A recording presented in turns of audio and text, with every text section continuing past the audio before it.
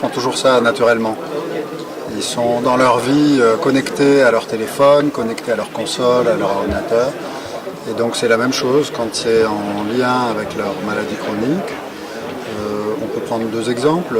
L'exemple des enfants qui viennent en dialyse, souvent ils viennent avec leur propre téléphone et avec leur propre tablette et ils se lient à leurs activités habituelles. C'est pas de la e-santé, souvent c'est des jeux ou du Facebook ou du réseau ou simplement ils regardent des films.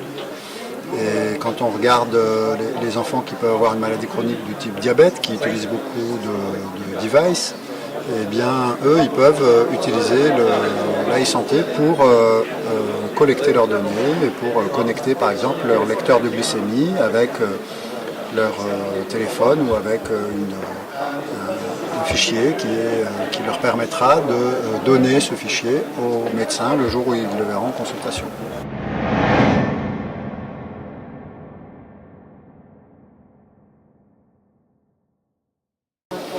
Alors, l'hôpital, vous savez, c'est un temps obligatoire de contact avec les professionnels du soin pour les personnes qui ont une maladie chronique. C'est juste un moment, parce qu'après ils rentrent chez eux, ils travaillent, ils vont à l'école. Et donc l'hôpital, c'est le moment où l'interface entre le soignant et l'aidant, les parents et le patient va générer un nouveau comportement, un changement de traitement ou un changement de réaction vis-à-vis d'une douleur ou se préparer, faire de l'éducation thérapeutique. Donc l'hôpital, c'est un moment pendant lequel on va utiliser un outil. Et l'outil ne fait pas l'artisan.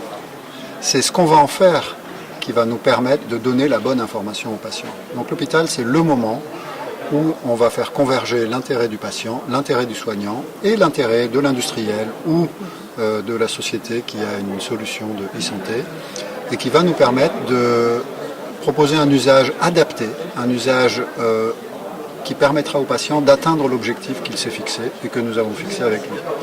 Donc c'est un point pivot du parcours de soins chroniques, l'hôpital, parce qu'on y va régulièrement, mais on y passe le moins de temps possible.